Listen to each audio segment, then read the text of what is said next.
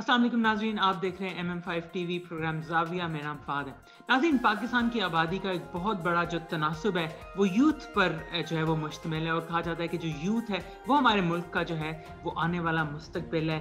इसी के ऊपर अगर हमने आज इन्वेस्ट किया, इनको रिसोर्सेज दी, स्किल्स दी, तालीम दी, तो यही यूथ जो है आने वाले सालों में, आने वाली दहाइयों में हमारा एक बेहतरीन असासा साबित होंगे। नाज़रीन, पाकिस्तान भर में मुख्तलिफ सूबों में, मुख्तलिफ इलाकों में मुख्तलिफ जो नौजवान हैं वो अपना अपना किरदार अदा कर रहे हैं अपने इलाकों की बेहतरी, तरक्की, खुशहाली के लिए, बल्कि साथ साथ पाकिस्तान की खुशहाली और तरक्की के लिए भी।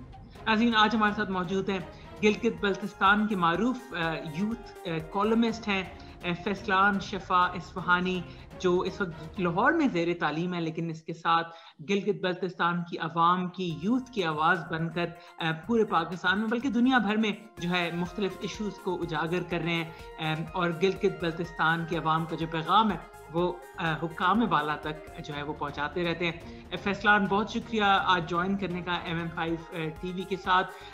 सबसे पहले तो हमारे नाजरीन के लिए थोड़ा सा बताएं कि आपका अपना जो है बैकग्राउंड क्या है, कब से आप ये सोशल एक्टिविज्म के अंदर जो है सरगर्म हैं।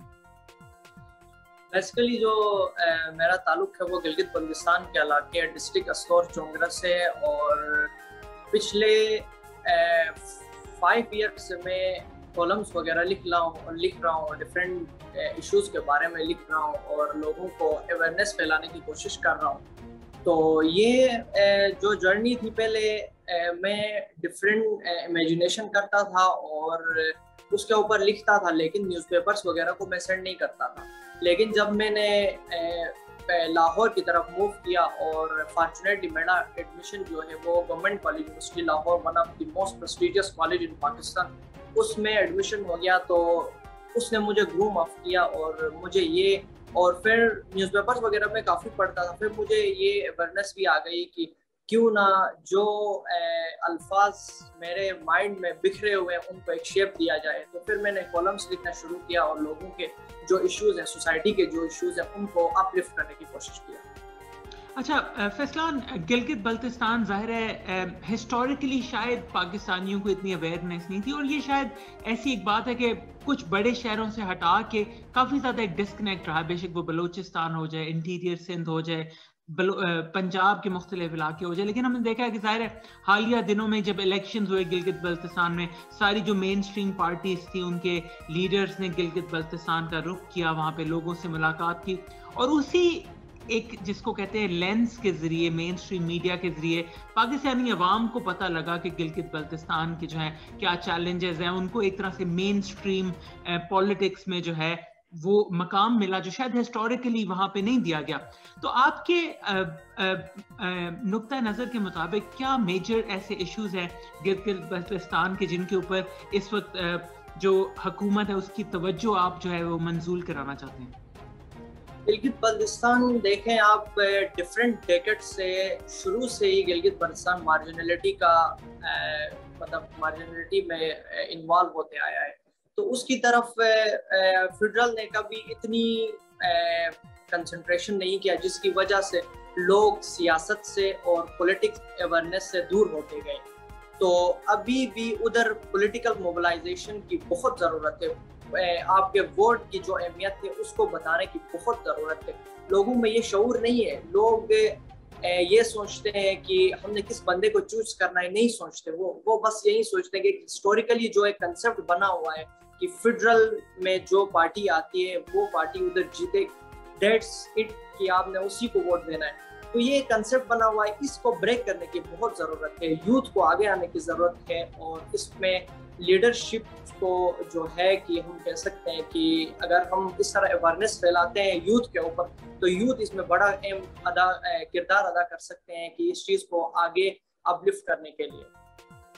अच्छा ये बताएं फैसलान कि ज़ाहिर है आप लाहौर में पढ़ रहे हैं अभी, ज़ाहिर है ये जो बड़े शहर होते हैं कराची, लाहौर, इस्लामाबाद, यहाँ पाकिस्तान भर से जो है यूथ आती है। تو کیسا رہا آپ کا ایکسپیرینس؟ ظاہر ہے آپ گلگت بلتستان سے آئے اور آپ نے دیکھا ہوگا ظاہر ہے مختلف علاقوں سے اسٹوڈنٹس آتے ہیں، تو کتنا ضروری ہے پاکستان کے مختلف علاقے کی جو یوتھ ہے ان کی آپس میں انٹریکشن ہو، ان کے آئیڈیاز ایکسچینج ہو، تو کیسے اس طرح کے مواقع جو ہے وہ کریٹ ہو؟ تو آپ کا اپنا کیسا ایکسپیرینس رہا as a student from Gilgit Baltistan studying in Lahore, اور ساتھ ساتھ کیسے ان مواقعوں کو جو ہے وہ انکریز کیا جا سکتا ہے کہ لاہور کے بھی جو اسٹوڈنٹس ہیں وہ ان کو بھی موقع ملے کہ بلوچستان کے اسٹوڈنٹس کے ساتھ انٹریکٹ کریں، سندھ کے اسٹوڈنٹس جو ہے وہ کے پی کے ساتھ کریں، کہ آپس میں ایک بہتر انداز میں جو ہے وہ کمیونیکیشن ہو سکے؟ تو ابھی دیکھیں گلگت بلتستان کی جو یوتھ ہے اور انسٹیٹیوشن کے جو اندر کا انوائرمنٹ ہے وہ میں آپ کو بتا رہا ہوں کہ اتنا کوئی ویل ڈیولپ نہیں ہے. لوگوں کو پتہ نہیں ہے کہ کس طریقے سے اسٹوڈنٹ کی گرومنگ کرنی ہے، کس طرح سے کیریئر کاؤنسلنگ کرنی ہے. تو ایٹ دی اینڈ یہ ہوتا ہے کہ جب اسٹوڈنٹ دو ہی پروفیشنس میں ریلائی کرتا ہے، ڈاکٹرس اینڈ انجینئرنگ، تو جب اس میں اس کا سیٹ وہ گین نہیں کر سکتا ہے تو پھر وہ ڈس اپوائنٹ ہو جاتا ہے، آگے اس کے لیے کوئی مواقع نہیں ہے، وہ یہ سمجھتا ہے. تو لوگوں میں کیریئر کاؤنسلنگ نہیں ہے وہاں پہ. اور دوسری بات، جب میں نے موو کیا لاہور کی طرف تو ایک ڈفرینٹ ایکسپیرینس تھا میرے لیے. بچے اتنے ایکٹیو، اتنے انٹیلیجنٹ اور اتنے چیزوں کو گریپس کرنا میں ان میں کیپیسٹی تھی کہ میں آپ کو بتا بھی نہیں سکتا، میں ان کے سامنے کچھ بھی نہیں تھا. پھر مجھے احساس ہوا کہ جی بی کے گورنمنٹ جی بی کے جو انسٹیٹیوشن سیکٹرس ہیں اور پنجاب میں جو اربن ایریاز ہیں ان میں کتنا ڈفرینس ہے. تو اس میں آپ کو جب آپ ڈفرینٹ ایک ایسے بڑے انسٹیٹیوشن میں آتے ہیں، آپ گورنمنٹ کالج یونیورسٹی لاہور جیسے، تو اس میں آپ نے سب کے ساتھ کمپیٹ کرنا ہوتا ہے. وہاں پہ ایک کریم ٹائپ کے لوگ ہوتے ہیں تو آپ نے بھی کمپیٹ کرنا ہوتا ہے. اگر وہ لوگ تھوڑی سی کم محنت کرتے ہیں تو آپ کو ہائی لیول کی محنت چاہیے، آپ کو بہت اسٹرگل چاہیے.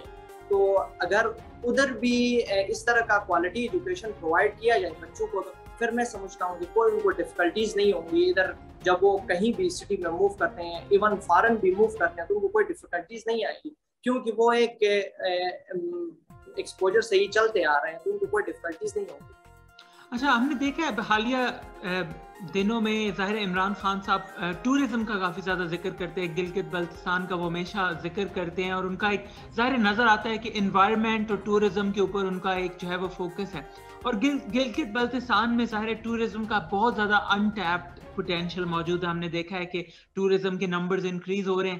تو کیسے گلگت بلتستان کی جو یوتھ ہے، جو وہاں کے عوام ہیں، جو وہاں کے لوگ ہیں، وہ کیسے اس ٹورزم کا جو پوٹینشیل ہے اس کو صحیح معنوں میں ٹیپ کر سکتے ہیں؟ کیا کیا ملازمتوں کے مواقع کریٹ ہو سکتے ہیں؟ اور ساتھ ساتھ یہ بھی کہ ظاہر ہے خوبصورت وادیاں ہیں، خوبصورت پہاڑ ہیں، خوبصورت علاقے ہیں وہ، لیکن ظاہر ہے جب لوگوں کی آمد و رفت زیادہ ہوتی ہے تو کہیں پولوشن بھی ہوتی ہے، گند بھی ہوتا ہے، وہ سارے ایشوز بھی ساتھ ساتھ جو ہے وہ چلتے ہیں. تو کیسے سسٹینیبل ٹورزم کے ذریعے گلگت بلتستان کی جو عوام کی تقدیر ہے وہ بدلی جا سکتی ہے؟ اس میں آپ کا کیا پرسپیکٹو ہے؟ گلگت بلتستان اگر آپ دیکھیں تو ابھی ٹورزم کا ہب بننے جا رہا ہے، کیونکہ گلگت بلتستان کی ایک اسپیشلٹی میں آپ کو بتاؤں، میں نے ڈفرینٹ جگہوں پہ وزٹ کیا ہے، ڈفرینٹ پکنک پوائنٹس پہ میں گیا ہوں، لیکن گلگت بلتستان میں جو ایک خاصیت ہے وہ یہ ہے کہ آپ اگر ڈفرینٹ پلیسز پہ جاتے ہو نا، ادھر آپ کو کہیں پہ ماؤنٹینس نظر آئیں گے تو کہیں پہ ریور نہیں ہوگا، کہیں پہ ریور ہوتے ہیں تو پاسچر آپ کو نہیں ہوگا. لیکن گلگت بلتستان وہ واحد ایریا ہے جہاں پہ آپ کو mountains, pasture, meadows and river, greenery, یہ سب ایک ہی پوائنٹ میں آپ کو ملیں گے اور آپ کو اتنا ایکسپوجر دیں گے کہ یو کانٹ امیجن. تو اس لیے گلگت بلتستان ٹورزم کا ہب بننے جا رہا ہے. اور گلگت پرائم منسٹر عمران خان نے جو ریسنٹلی آئر سفاری جو انٹروڈیوس کرا ہے وہ ایک بیسٹ آپشن ہے، کیونکہ جو اربن ایریاز سے آتے ہیں لوگ ان کے لیے کافی ڈفیکلٹیز ہوتی تھی، کیونکہ ہمارے روڈ وغیرہ اچھے نہیں ہیں وہاں پہ اور ٹائم بھی بہت لگتا تھا. ابھی جو ایئر سفاری انہوں نے انٹروڈیوس کرا ہے اس سے کافی کچھ ہی منٹوں میں آپ گلگت بلتستان کی سرزمین میں ہو سکتے ہیں اور چیزوں کو وہ کر سکتے ہیں. تو اسی طریقے سے اب اتنا ایک ٹورزم کا ایک فلڈ گلگت بلتستان میں آ رہا ہے، تو اس میں پولوشن بھی ہوں گی، سب کچھ ہوگا، تو اس کو بھی کنٹرول کرنے کی بہت لازم ضرورت ہے. اگر اس کو ہم کنٹرول نہیں کریں گے تو پولوشن بڑھتا جائے گا. ود ان 5 to 6 ایئر یہ جو بیوٹی وہاں پہ نظر آتی وہ ڈس اپیئر ہو جائے گی. تو حکومت کو یہ چاہیے کہ پریونٹیو میجرز کرے وہاں پہ نیچر کو بچانے کے لیے جو اقدامات کر سکتے ہیں ٹورزم کے ساتھ ساتھ اس کو بھی کریں. اور اسی پلیٹ فارم کے تھرو میں چیف منسٹر گلگت بلتستان خالد خورشید صاحب سے یہ ایک ریکویسٹ کرتا ہوں کہ گلگت بلتستان کے ایریا ضلع سطور میں ایک جنت کا ٹکڑا ہی کہیں آپ, ایک ایسی ویلی موجود ہے, منیمرک ویلی کی میں بات کر رہا ہوں, جو کہ پاکستان آرمی کے انڈر میں آتی ہے, کیونکہ وہ بارڈر ایریا ہے تو ادھر لوگوں کو جانے نہیں دیا جا رہا. بارڈر ایریا ہے اسی لیے لوگوں کے لیے ایزی ایکسیس نہیں ہے. آرمی کے جو بندے ہوتے ہیں وہ پاسز لے کے اس ایریا میں موو کرتے ہیں اور ادھر اس ایریا کو دیکھ کے آتے ہیں, لیکن باقیوں کو کافی ریسٹرکشنز ہوتی ہیں. تو میں اس پلیٹ فارم کے تھرو چیف منسٹر خالد خورشید سے یہ ریکویسٹ کرنا چاہتا ہوں کہ آپ اس منیمرک ویلی کو ٹورسٹ کے لیے کھولیں.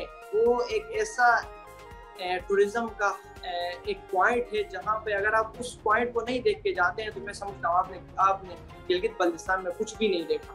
تو اس کو ایزی ایکسیس, لوگوں کی ایزی ایکسیس کرانے کے لیے بہت لازمی ہے کہ ٹورزم کو فروغ ملے, اور اسی کے ساتھ ساتھ پریونٹیو میجرز بھی کرنا چاہیے. ادھر اب نیچر آپ کے پاس ہے تو اس کو لوگوں کے لیے ہی ہے, لیکن اس کو ڈسٹرائے نہیں کرنا ہے, اس کو اچھی طریقے سے دیکھ کے اس کو آپ نے پروٹیکٹ کر کے آنا ہے.